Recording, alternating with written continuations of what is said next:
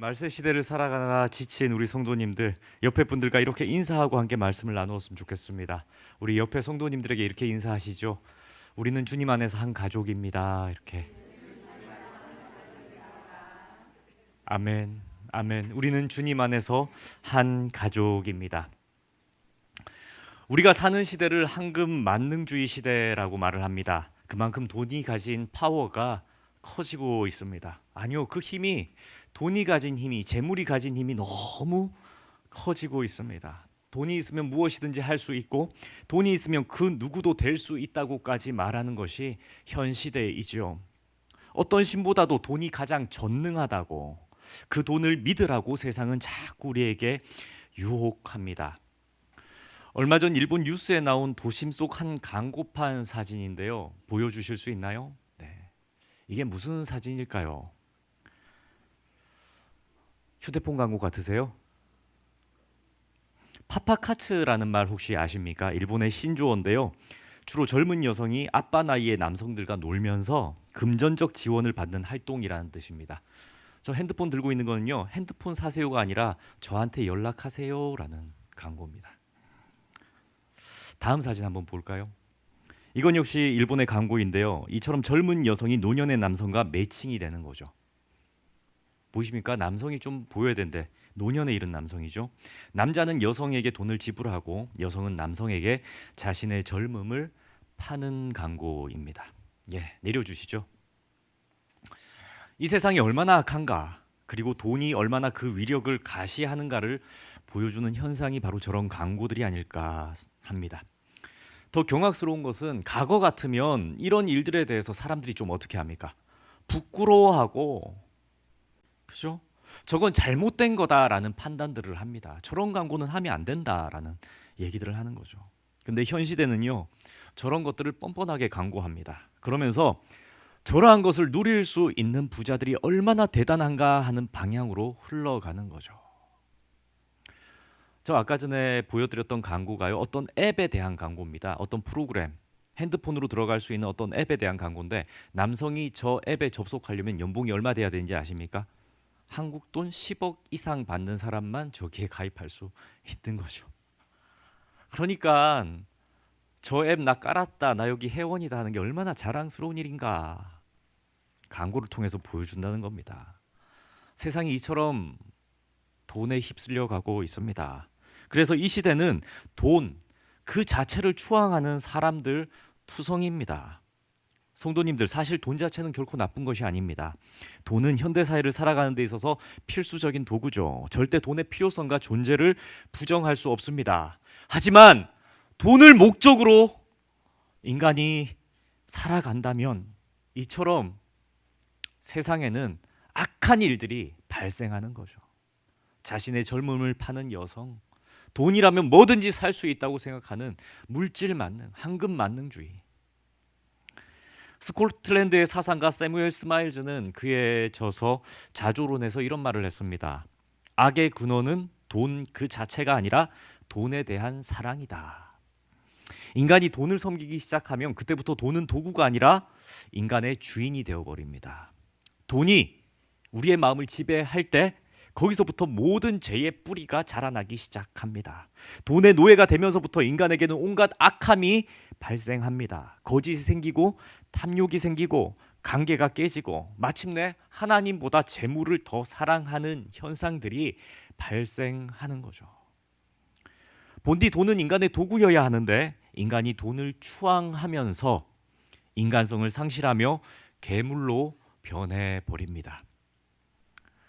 왜 한국에는 참되게 존경받으며 그 인생의 끝을 아름답게 마무리하는 지도자가 없을까요? 그들 모두가 돈으로 얼룩진 흠들이 발견되었기 때문입니다. 명망이 있던 정치인도, 청렴했던 재판관도, 거룩했던 종교인도 모두 돈의 유혹 앞에서 그 삶이 얼룩져 버렸기 때문입니다. 천하가 다 오염되어도 더럽혀지지 않았으면 하는 그 기대를 받는 사람들조차도 모두 돈의 유혹 앞에 굴복해 버렸기 때문입니다. 이 말씀을 들으면서 어떤 분은 속으로 이렇게 생각하실지도 모르겠습니다. 강단에서 무슨 돈 얘기를 저렇게 하는가. 성도님들 놀라실지 모르겠습니다마는 사실 성경에는 돈에 대한 이야기가, 재물에 대한 이야기가 많습니다.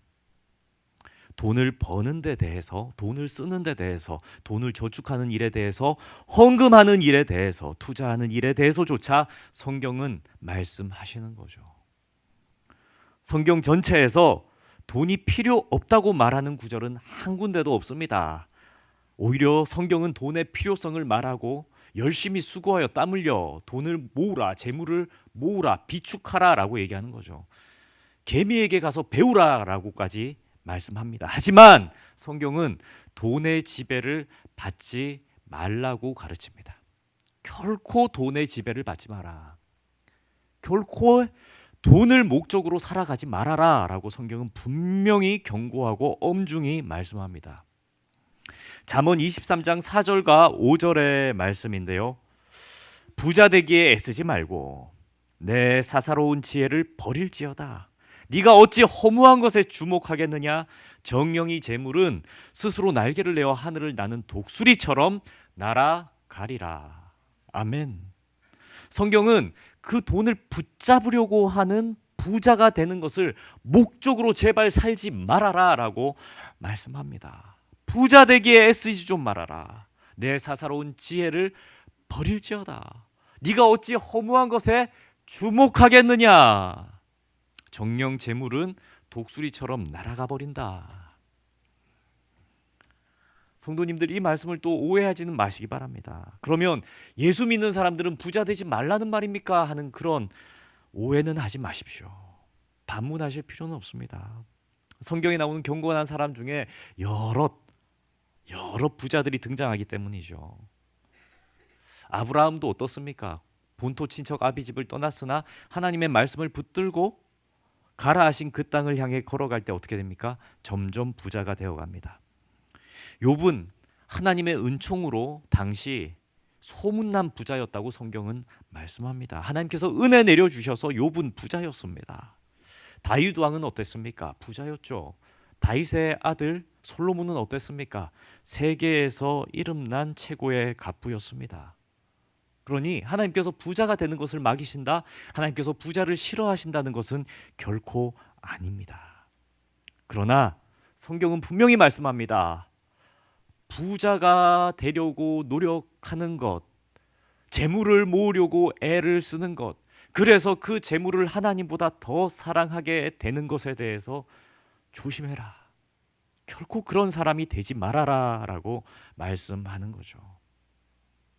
돈이 문제가 되는 것은 그 돈이 우리의 마음을 온통 사로잡을 때, 그 돈이 우리의 마음에 걱정과 염려를 주고 불안과 두려움을 주게 될 때에 그것들에 대해서 경계하고 조심하라 말씀하는 것입니다. 오늘 본문 디모데전서 6장 9절은 우리에게 말씀합니다. 한번 9절 말씀 함께 읽겠습니다. 부하려 하는 자들은 시험과 올무와 여러 가지 어리석고 해로운 욕심에서 떨어지나니 곧 사람으로 파멸과 멸망에 빠지게 하는 것이라. 아멘. 아멘. 성경책 펼치셨으면 여기 밑줄 한번 그어 보십시오. 부하려 하는 자들. 저기 히터 좀 꺼주시겠습니까? 바울은 부하려 하는 자들이라는 표현을 쓰죠. 부하려 하는 자들. 어떤 말일까요? 이 말은요, 돈을 모으려고 확고한 결심을 가진 사람들, 강한 의지를 나타내는 자들이라는 뜻입니다. 그들은 부하려는 생각에 사로잡혀 있습니다. 재물을 모으기 위해서 수단과 방법을 가리지 않아야지라고 마음먹은 사람들을 얘기하는 거죠. 이런 사람들 어떻습니까? 부하려 하는 자들. 이런 사람은 예기치 못한 함정과 어리석은 해로운 종욕에 이끌려서 결국 어떻게 되겠습니까? 파멸과 멸망에 빠지게 될 것이다 라고 성경은 경고하는 것입니다. 부하려 하는 자들은 시험과 올무와 여러 가지 어리석고 해로운 욕심에서 떨어지나니 곧 사람으로 파멸과 멸망에 빠지게 하는 것이라. 그리고 바울은 이 가르침을 목회자인 디모데에게 경고합니다. 너는 하나님을 전하기 위해 애쓰고 수고하기로 결단한 사람이니까 하면서 어떻게 한다고요? 부하려 하는 자들을 피하라, 부하려 하지 말아라라고 경고하는 거죠. 왜 이런 경고를 할까요? 당시 교회 안에 돈을 탐하는 이들이 있었다는 얘기입니다. 돈을 사랑하는 자들이 있었다는 얘기입니다. 돈을 하나님보다 더 우선시하는 자들이 있었다는 거죠. 그래서 그들은 경건을 이익의 재료로 삼아 종교를 부의 통로로 여겼습니다. 하나님을 부의 통로로 여겼고 자신의 경건을 이익의 재료로 삼았다라는 말씀입니다. 이 말씀이 같은 장 디모데전서 6장 5절에 나옵니다. 5절 말씀인데요. 마음이 부패하여지고 진리를 잃어버려 경건을 이익의 방도로 생각하는 자들의 다툼이 일어나느니라. 아멘. 교회 안에 돈을 사랑하는 자들이 하나님을 믿는 사람들인 양 들어와 있었다는 겁니다. 성도님들, 5절 말씀의 밑줄 한번 그어 보십시오. 경건을 이익의 방도로 생각하는 자들. 경건을 이익의 방도로 생각하는 자들. 분명히 복수형입니다. 수많은 성도들 가운데 또 그 안에 여럿의 사람들이 경건을 이익의 방도로 생각하는 자들이 있었다라는 거죠. 영어 성경은 이 구절을 저들은 종교를 부의 길로 생각하여라고 번역해서 말씀합니다. 저들은 종교를 부의 길로 생각하여. 사랑하는 성도님들, 우리 주변에는 이런 사실이 없습니까? 우리 주변에는 이런 사람들 없습니까? 정말 비극이 아닐 수가 없습니다. 바울은 이러한 자들을 얘기하면서 디모데에게 경고를 하고 바울은 디모데에게 이러한 자들은 이단자들이다라고 칭하는 거죠. 바울은 그런 자들을 향해서 단호하게 선포하는 겁니다. 돈을 사랑함이 일만 악의 뿌리가 되나니. 아멘. 다시 말해서 돈을 사랑해서 하나님도 버리게 될 것이다. 돈을 사랑함이 일만 악의 뿌리가 될 것이다. 경고하는 거죠. 최근에 뉴스를 보면요, 성도님들, 코인 투기 들어보셨습니까? 코인 투기? 주식 리딩방 사기 들어보셨습니까? 자주 언론에 오르락내리락 합니다. 지금도 끊어지지가 않습니다. 보이스 피싱인 줄 알았더니 그게 다 코인 투기, 주식 리딩방 사기, 다 그런 쪽으로 범죄로 사람들을 유혹하는 거죠. 이 범죄가 2023년부터 시작됐답니다. 2023년부터 눈에 띄게 시작됐는데 이렇게 시작된 사기들이 그 피해액이 얼마인지 아십니까?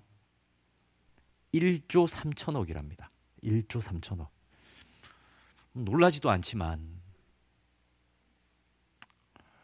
이 사기를 당하는 사람들 얼마나 많을까요? 그런데 아십니까? 당한 사람이 또 당하고 당한 사람이 또 당한답니다. 이 사기를 알면서도 투자하고 투기하는 사람들이 부지기수라는 거죠. 왜 그럴까요? 왜 이런 일에 알면서도 당할까요? 단기간에 큰 돈을 벌 수 있다는 유혹에 그 마음이 빼앗겼기 때문입니다. 수고하지 않아도, 땀 흘리지 않아도 큰 목돈을 벌 수 있다. 그래서 어떤 사람은 은퇴 후에 자기의 전 재산을 그 사기에 쏟아붓고, 어떤 사람은 빚을 내서라고까지 한탕을 꿈꾸며 그 사기에 속습니다. 그러나 결과는 대부분 파멸입니다. 성경은 이런 시대를 정확히 예언했습니다. 디모데 후서에 보면 마지막 때에 사람들이 자기를 사랑하며 돈을 사랑하며 자랑하며 교만하며. 성도님들, 가족을 부양하기 위해서 성실하게 땀 흘려 돈을 버는 일들을 하는 가장을 누가 욕하겠습니까? 가족에게 무엇 하나 더 해주기 위해서 성실하게 땀 흘려 돈을 버는 이들을 누가 욕할 수 있겠습니까? 하지만 돈을 얻기 위해 진실을 버리고 욕심을 채우기 위해 양심을 속이는 그 돈을 사랑하는 마음은 결국 그 사람을 무너뜨립니다. 그리고 그 가정을 무너뜨립니다. 그 사회를 무너뜨립니다. 그리고 그 교회를 무너뜨립니다. 바로 멸망에 빠지게 하는 것입니다. 한번 잘 생각해 보십시오. 하루아침에 큰 돈을 벌었다는 사람들의 끝이 어떠했습니까? 언젠가는 와르르 무너지고 그와 함께 신뢰도, 모든 인간의 관계들도, 믿음도 다 무너져 버렸습니다. 그 이유가 뭡니까? 단 하나입니다. 돈을 사랑했기 때문입니다. 돈을 목적했기 때문이고 돈만 보고 나아갔기 때문입니다. 돈을 사랑하면요, 신뢰가 흔들립니다. 돈을 사랑하면요, 사람을 잃어버립니다. 돈을 사랑하면요, 결국에는 누구도 잃어버립니까? 하나님도 잃어버리게 됩니다. 그리고 하나님을 잃는 그 순간부터 인생은 이미 멸망을 향해 가게 되지요. 그래서 성경은 돈 그 자체를 악으로 규정하지는 않지만 돈을 사랑하면 뭐가 생긴다? 문제가 생긴다. 돈을 사랑하면 어떻게 된다? 파멸한다라고까지 경고하는 것입니다. 그렇다면 우리는 이 땅을 어떻게 살아야 할까요? 본문 7절 말씀입니다. 7절 말씀 함께 읽겠습니다. 우리가 세상에 가지고 온 것이 없음에 또한 아무것도 가지고 가지 못하리니. 아멘. 빈손으로 와서 빈손으로 가는 것이 인생이다라고 성경은 우리에게 말씀합니다. 정말 빈손으로 와서 빈손으로 갈 수밖에 없는 것이 이 땅을 살아가는 우리들의 삶입니다. 서양에는요, 수에는 주머니가 없다라는 속담이 있습니다. 꼭 이와 같죠. 우리 중 그 누구도 이 땅을 떠날 때에 무언가를 움켜쥐고 갈 수 있는 사람은 아무도 없습니다. 주머니에 뭔가를 넣어가는 사람도 없다는 거죠. 더욱이 여기 모인 우리들은 천국에 갈진데, 천국에 가는 우리들이 이 땅에서 뭘 들고 갈 필요가 있겠습니까? 하지만 세상은 우리에게 계속 다른 생각, 다른 가르침을 주입합니다. 마치 이 땅을 살면서 무언가를 영원토록 소유하는 것을 성공이라고 주입하는 거죠. 더 많이 모으는 것, 더 크게 일으키는 것, 더 많은 것들을 물려주는 것, 다른 사람들 것들을 뺏어서라도 내가 더 많이 누리는 것을 성공이라고 계속 주입합니다. 혹은 이런 생각을 하시는 분들은 없으십니까? 내가 가져갈 것은 아니지만 아들과 딸에게 유산으로 재물을 물려줘야지. 이 험악한 세상, 내가 가진 재물을 물려줘서 아들과 딸이 잘 살 수 있게 해줘야지 하는 생각들을 소원하고 계신 분들은 혹 없으십니까? 그래서 그렇게 악착같이 돈을 모은 일에 집착하십니까? 하지만 성도님들 분명히 기억하십시오. 하나님은 그 일을 결코 원하지 않으십니다. 본문 8절에서 이렇게 말씀하십니다. 우리가 먹을 것과 입을 것이 있은즉 족한 줄로 알 것이니라. 아멘. 이 구절에 아멘 하시려면 많은 결단을 하셔야 됩니다. 우리가 먹을 것과 입을 것이 있은즉 족한 줄로 알 것이니라. 아멘. 하나님의 방식, 하나님의 재물관입니다. 하나님께서는 이스라엘 백성이 광야에서 굶주려 할 때에 어떻게 하십니까? 하늘에서 뭘 내려주셨죠? 뭐요? 뭘 좀 들리게, 뭐 내려주셨다고요? 드셔보셨습니까? 우리 식당 팀 이름이 만나 팀이죠. 만나를 내려주셨잖아요. 하나님께서 광야에서 굶주리는 이스라엘 백성들에게 뭘 내려주셨다고요? 만나요. 만나를요. 그런데 이 만나를 내려주면서 원칙이 하나 있었습니다. 어떤 원칙입니까? 그 만나를 거둘 때에 어느 정도만 가져가라? 하루만큼만, 그날 먹을 만큼만 가져가라. 혹 사람들이 욕심이 있어가지고 만나가 여러 개 막 떨어져 있으니까 여러 개 주워서 가면 어떻게 됩니까? 다음날 다 버러지가 들고 썩어서 없어지는 현상까지 하나님 보여주셨습니다. 그러면 다음날 굶게 됩니까? 어떻게 합니까? 하나님이 다음날 하늘에서 만나를 또 내려주시는 거죠. 그러면 우리 성도님들 생각해 보십시오. 하나님 왜 번거롭게 그러시는 걸까요? 한 달에 한 번 혹은 1년에 한 번 확 내려가지고 비축해두고, 그죠? 방부제 막 줘가지고 그거 저축해놓고 먹을 수 있게 해주면 되지. 왜 매일매일 귀찮게 그 만나를 주셨을까요? 그 이유는요, 하나님께서는 그 이스라엘 백성들이 광야 생활 가운데 하나님을 의지하는 것, 하나님을 신뢰하는 것, 내일 또 하나님께서 만나를 주시겠지, 내일 또 하나님께서 만나를 주시겠지 하는 것들에 대해서 훈련하는 것을, 그 훈련을 시키고 싶으셨던 겁니다. 하나님을 믿고 의지하는 훈련, 하나님이 내 필요를 채우실 것이다라는 그 훈련을 시키시고 싶었던 거죠. 그게 믿음. 성도님들, 창세부터 사람들은요, 자꾸 지혜와 지식이 발달하면 뭘 세우려고 합니까? 바벨탑을 세우려고 했습니다. 바벨탑을 세워서 하나님과 잇대어 살려고 하고 하나님과 같은 자가 되고 싶어 했죠. 그리고 사람들은 생각합니다. 그렇게 바벨탑을 세워 자기의 이름을 내고, 그 바벨탑에 누가 살기를 원했을까요? 자식의 후손들이 살기를 바랬습니다. 하지만 하나님께서는 그 바벨탑을 어떻게 하십니까? 무너뜨리십니다. 결코 하나님은 그러한 일들을 원치 않으셨습니다. 바벨탑을 세워 나의 후손들이 여기서 살게 하면 좋겠다, 하나님은 원치 않으셨습니다. 오히려 그렇게 하는 일들이 그 자녀들에게 독이 되는 것임을 하나님은 알고 계셨던 겁니다. 오히려 하나님은 그 바벨탑을 무너뜨리시고 하나님의 은혜의 자리로 그들의 후손이, 사람들의 자녀들이 들어오기를 원하셨던 까닭입니다. 너희들이 물려줄 것은 너희의 지식과 지혜와 물질의 풍요함이 아니라 하나님을 아는 그 경건함을 물려줄 것을 바라셨기 때문입니다. 하나님은 믿는 사람들이 자녀들에게 돈을 물려주는 것을 결코 원치 않으십니다. 그렇다면 뭘 물려주기를 원하실까요? 믿음, 믿음, 믿음. 하나님을 붙잡는 믿음. 하나님을 붙잡고 살면 하나님께서 세우시고 먹이시고 입히신다는 것을 보여줄 수 있는 믿음. 그 믿음을 자녀들에게 물려주기를 원하고 계십니다. 세상은 더 많이 가지면 부자라고 말하지만 성경은 하나님이 주신 것에 대해 감사할 줄 아는 사람이 부자라고 말씀합니다.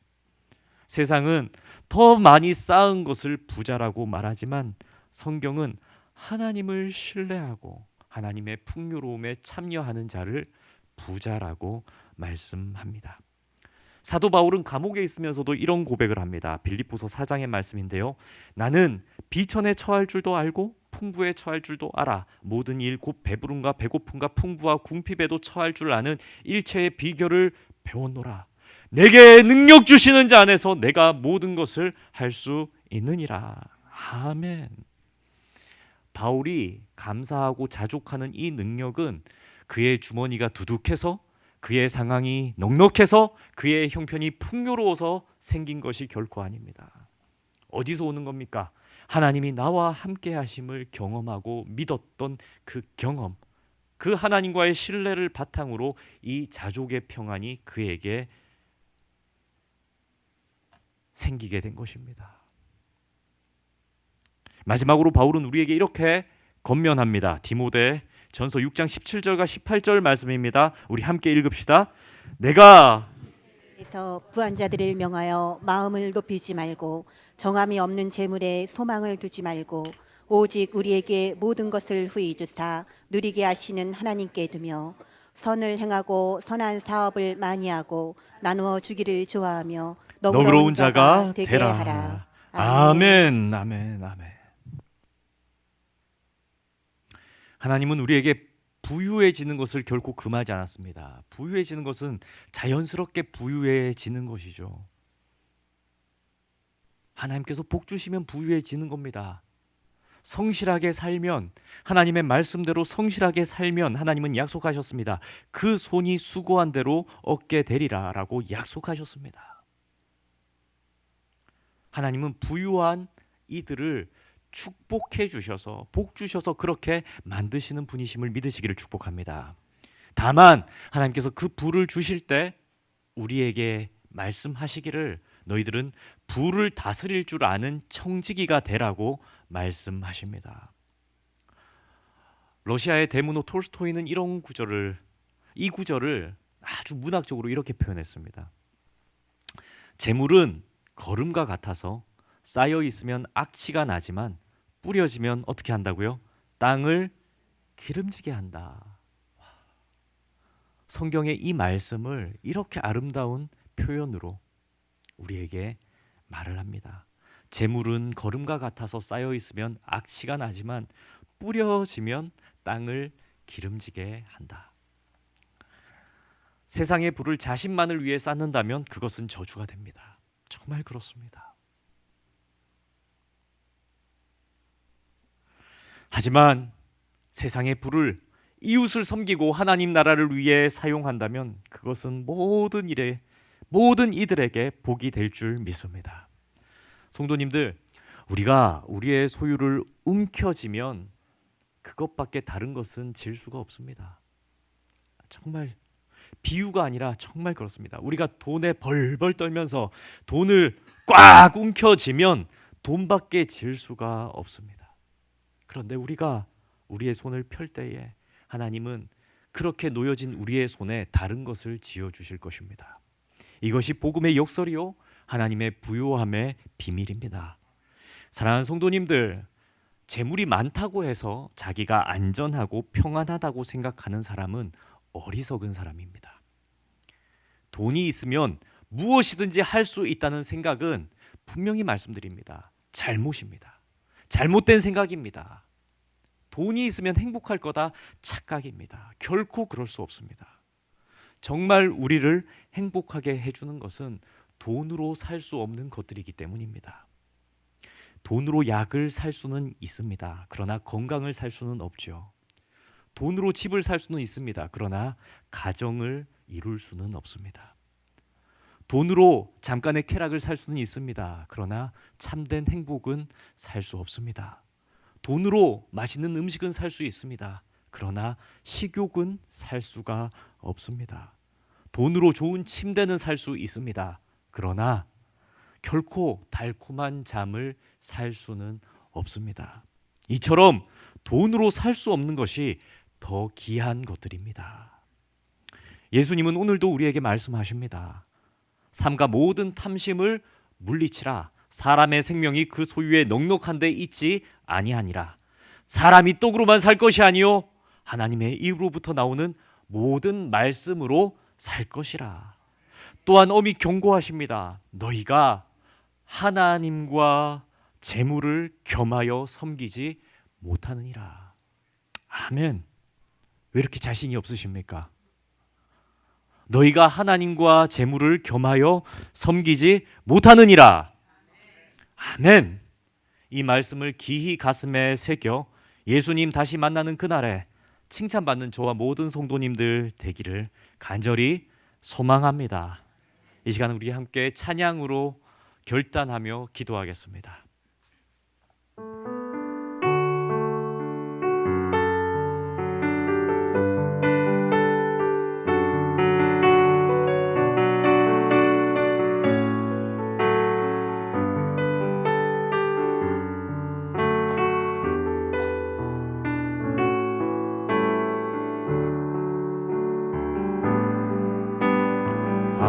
화려하지 않아도 정결하게 사는 삶, 가진 것이 적어도 감사하며 사는 삶, 내게 주신 작은 힘 나눠주며 사는 삶, 이것이 나의 삶의 행복이라오. 눈물 날 일 많지만 기도할 수 있는 것, 억울한 일 많으나 주를 위해 참는 것, 비록 짧은 작은 삶 주 뜻대로 사는 것, 이것이 나의 삶의 행복이라오. 이것이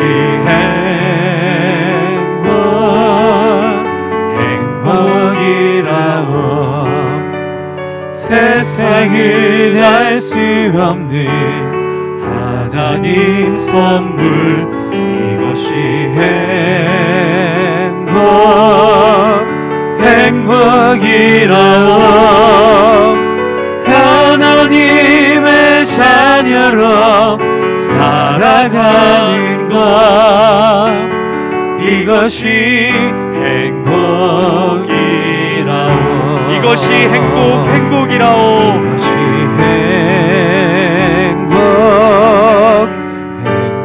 행복이라오. 세상은 알 수 없는 세상은 알 수 없는 하나님 선물, 이것이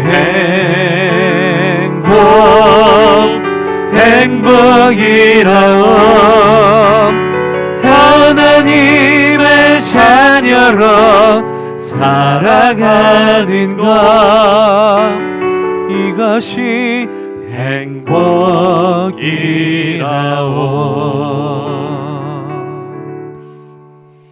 사랑과 진리의 하나님 아버지, 이 시간 말씀을 통하여 세상의 헛된 가치관이 아닌 하나님 말씀 안에서 참된 만족을 배우게 하시니 감사합니다.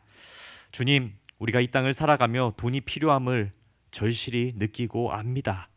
그러나 그 돈이 우리의 주인이 되지 않게 하시고 하나님을 주인으로 섬기며 살아가게 하옵소서. 재물을 사랑함이 일만하게 뿌리라 하셨사오니 저희의 마음이 탐심에 사로잡히지 않게 지켜주시고 오직 주님을 사랑함으로 부요한 삶을 누리게 하옵소서. 저희에게 맡기신 재물을 청지기처럼 관리하게 하시고 그 재물을 나누고 섬기며 하나님 나라를 세우는데 사용하게 하옵소서. 쌓아두면 악취가 나지만 흘려보내면 복이 된다는 것을 기억하게 하옵소서. 이 땅에 잠시 머무는 동안 사람의 생명이 그 소유의 넉넉함에 있지 아니함을 깨닫게 하시고 모든 것을 후히 주사 누리게 하시는 하나님만 의지하며 살아가게 하옵소서. 이 모든 간구 우리 주 예수 그리스도의 이름으로 기도드립니다. 아멘.